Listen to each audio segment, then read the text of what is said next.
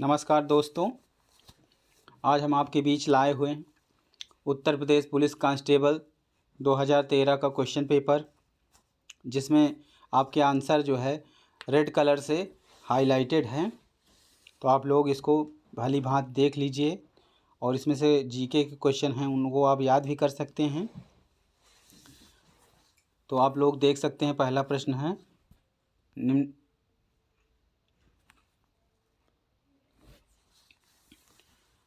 तो दोस्तों पहला क्वेश्चन है कि किस नदी का उद्गम भारत के बाहर है।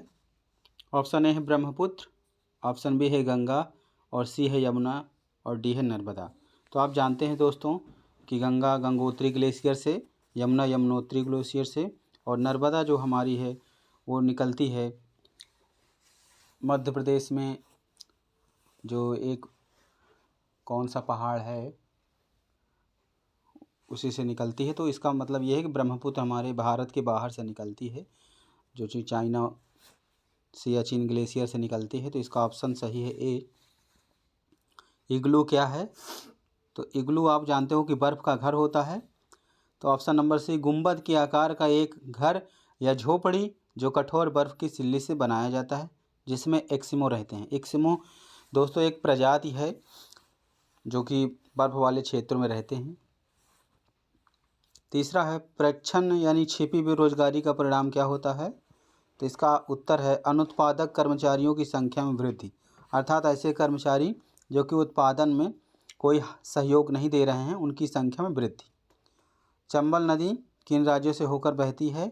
तो आप जानते हैं चंबल नदी उत्तर प्रदेश, मध्य प्रदेश और राजस्थान राज्यों से होकर बहती है। वह इतावली यात्री, इतावली यानी इटली का जो है यात्री, जिसमें विजयनगर साम्राज्य का अत्यंत प्रशंसात्मक विस्तृत वर्णन किया है, वह है Niccolo Conti. Marco Polo Venice का था और ये भी इटली का ही था, वेनिस इटली में ही है। लेकिन दोस्तों इसका सही उत्तर होगा निकोलो कोंटी, क्योंकि विजयनगर साम्राज्य का अत्यंत प्रेजेबल यानी प्रशंसात्मक विस्तृत वर्णन किया है। स्वतंत्रता के बाद रियासतों का एकीकरण में सबसे महत्वपूर्ण भूमिका किसके द्वारा निभाई गई? तो इसका सभी लोग जानते हैं, सरदार वल्लभ भाई पटेल ने बहुत सारी रियासतों को, किसी को बल से तो किसी को लालच से दे करके, शक्ति का प्रदर्शन करके, इस तरह से तमाम रियासतों जैसे जूनागढ़ रियासत, हैदराबाद रियासत, जम्मू कश्मीर को भी अपने में मिलाया। तो ऑप्शन ए सही है, सरदार वल्लभ भाई पटेल। सरदार वल्लभ भाई पटेल को लौह पुरुष भी कहा जाता है। क्वेश्चन नंबर 7 है चरकुला नृत्य किससे संबंधित है? तो चरकुला नृत्य उत्तर प्रदेश से संबंधित है दोस्तों। इसका ऑप्शन नंबर सी सही है। हर्षवर्धन की राजधानी कहाँ थी? हर्षवर्धन की राजधानी कन्नौज थी। हर्षवर्धन के बारे में एक जानकारी आपको और दे दूं कि माघ मेले क्षेत्र में आते थे और वो बहुत सारा रुपया पैसा दान करते थे। तो हर्षवर्धन को बहुत बड़ा दानी भी कहा जाता है। दोस्तों अगला क्वेश्चन है, बुद्ध ने अपना पहला उपदेश कहाँ दिया था? तो सभी को पता है कि सारनाथ में दिया था और ज्ञान प्राप्त हुआ था बोध गया में। लुम्बिनी में जन्म हुआ था और कुशीनगर में प्राण त्याग दिए थे। कंप्यूटर की स्मृति का मापन किया जाता है। तो दोस्तों बिट्स के द्वारा किया जाता है। हालांकि कंप्यूटर की स्मृति की छोटी इकाई है, आगे की इकाई केबी जैसे kilobyte, MB megabyte, GB gigabyte, TB terabyte, इस तरह से बहुत सारी स्मृतियाँ के मापन की इकाई है, लेकिन छोटी जो कि बिट्स दिया है, तो यही सही आंसर होगा। आप लोग ध्यान रखेंगे, आगे अगर इस तरह क्वेश्चन पूछते हैं तो बड़ी इकाई भी पूछी जा सकती है। अब देखिए लिखा है अंतरिक्ष में भेजा गया भारत का प्रथम उपग्रह था। तो आर्यभट्ट है ऑप्शन नंबर सी। जीवाश्म किस प्रकार के सेल में पाई जाती है? तो परतदाल सेल जो होती है उसमें जीवाश्म जो है पाए जाते हैं। वायुमंडल में कौन सी गैस सबसे ज़्यादा होती है? नाइट्रोजन 78% होती है, 21% ऑक्सीजन होती है, और बाकी जो होते हैं वो बहुत कम मात्रा में पाई जाती हैं। तो ऑप्शन सी इसका सही जवाब है। तो दोस्तों अगला क्वेश्चन है, कौन सी हवा वर्ष में 2 बार अपना दिशा परिवर्तन करती है? तो इसका सही आंसर है मानसून हवा। दोस्तों ध्रुवीय हवा जो होती है वो ध्रुवीय क्षेत्रों में, जो साउथ और नॉर्थ है वहाँ पे चलती है। पछुआ पवन तो आप जानते ही हैं। ज्वार भाटा की उत्पत्ति का कारण क्या है? चंद्रमा का गुरुत्वाकर्षण। चंद्रमा के गुरुत्वाकर्षण एक प्रकार का बल होता है जिसके खिंचाव से ज्वार भाटा, ज्वार मतलब उठना, समुद्र के जल का उठना और समुद्र के जल के नीचे गिरना भाटा कहलाता है। अगला क्वेश्चन दोस्तों, गोबी, कालाहारी, आटाकामा, सहारा ये क्या हैं? तो आप लोग सभी जानते हैं कि ये जो है सभी मरुस्थल हैं। तो ऑप्शन नंबर बी सही है। जैन धर्म के 23वें तीर्थंकर कौन से हैं? तो इसका सही उत्तर है पार्श्वनाथ। देखो, ऋषभ देव पहले हैं और महावीर स्वामी 24वें हैं। इस प्रकार से आप लोग ऑप्शन सी सही है इसका। निम्नलिखित में से कौन सी नदी डेल्टा नहीं बनाती है? तो नर्मदा डेल्टा नहीं बनाती है और दोस्तों ये अरब सागर में गिरती है। ये नदी है जो आपको पूर्व से पश्चिम की ओर बहती है। सभी नदियाँ ज़्यादातर क्या होता है, उत्तर से दक्षिण की ओर बहती हैं।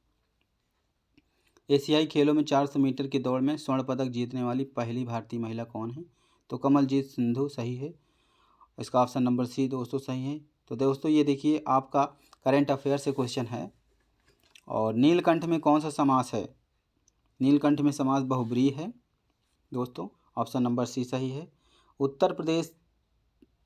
उत्तर प्रदेश की कुल आबादी भारत की आबादी का कितने प्रतिशत है? तो ऑप्शन 16.4। ये उस समय सही था, अब तो जनसंख्या बढ़ गई है तो परसेंटेज बढ़ गया होगा। तो आप लोग इसका क्राइटेरिया देख लीजिएगा डेटा।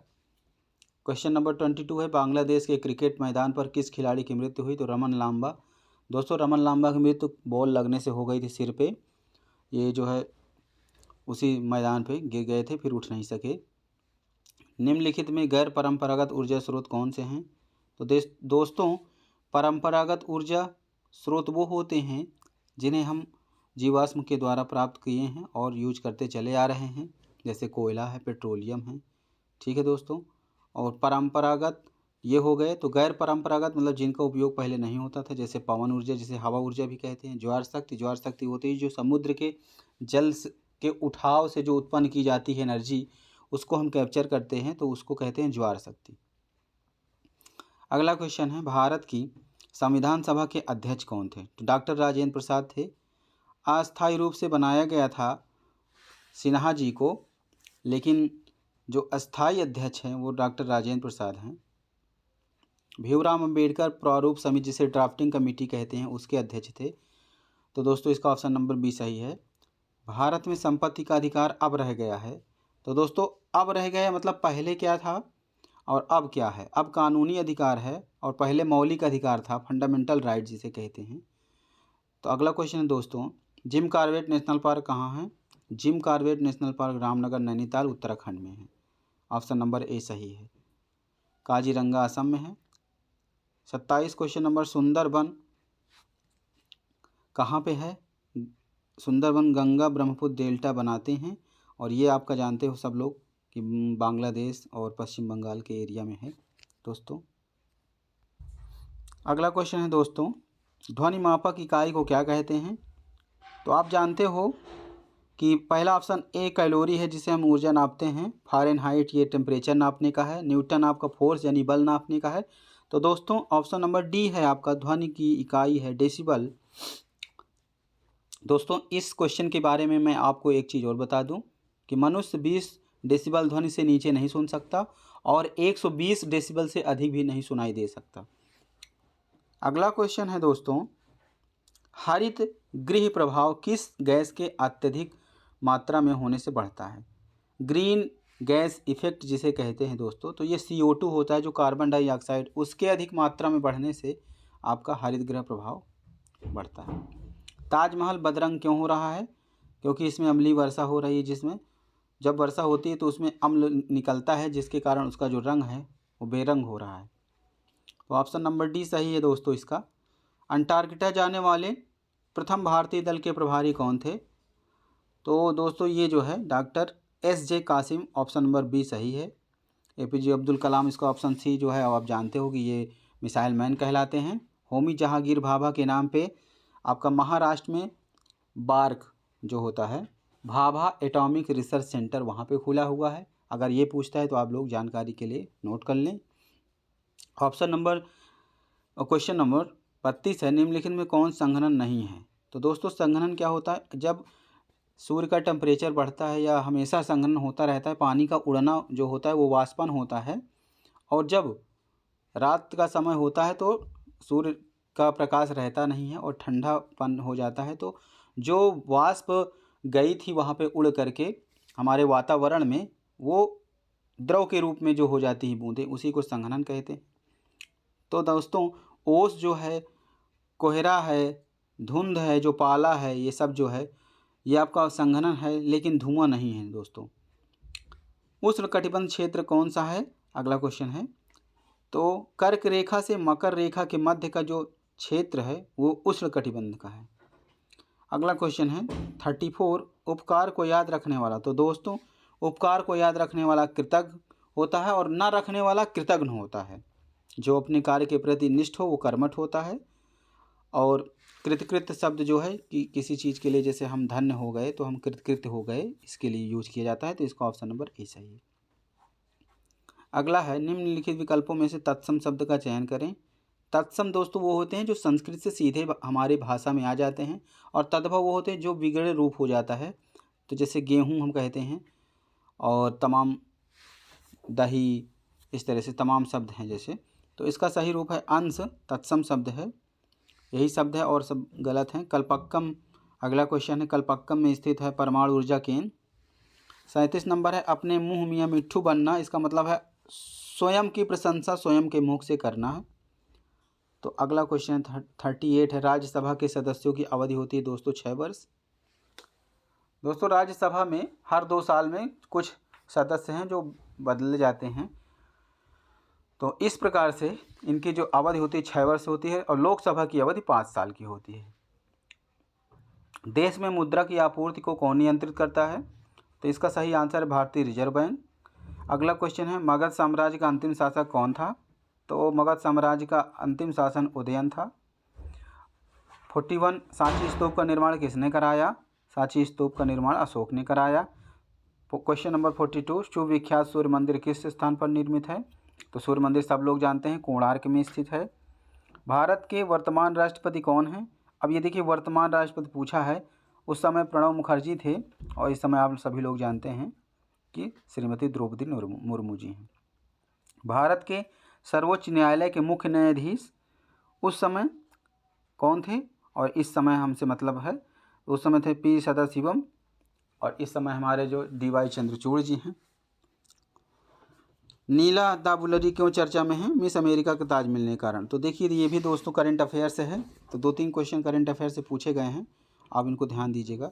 ऑस्ट्रेलिया के नए प्रधानमंत्री, देखिए ये भी चुनाव हुआ तो नए प्रधानमंत्री, तो आप लोग विश्व स्तर से भी देख लेंगे कि कहाँ पे चुनाव हुआ है, कहाँ पे प्रधानमंत्री, कहाँ पे राष्ट्रपति बने हैं, इनको भी देख लेंगे आप लोग। तेलंगाना राज्य किस राज्य के विघटन से बना है? ये भी अपडेट ही है, आंध्र प्रदेश के विघटन से बना है दोस्तों। अगला क्वेश्चन है नवंबर दिसंबर 2013 में निम्नलिखित में किस राज्य में विधानसभा चुनाव नहीं हो रहे हैं? झारखंड है इसका ऑप्शन। वन्य प्राणी सप्ताह प्रतिवर्ष कब से कब तक मनाया जाता है? तो दोस्तों 1 से 7 अक्टूबर तक मनाया जाता है। इस प्रकार से दोस्तों आप लोग देख लेंगे इसमें से क्वेश्चन, और इसका आंसर जो है हाईलाइटेड है, और कोई दिक्कत है तो कमेंट करिए आप लोग, इसका मैं आंसर दूंगा आप लोगों को। और वीडियो बहुत लंबा ना हो जाए इसके लिए मैं अभी से विदा लेता हूँ। धन्यवाद दोस्तों।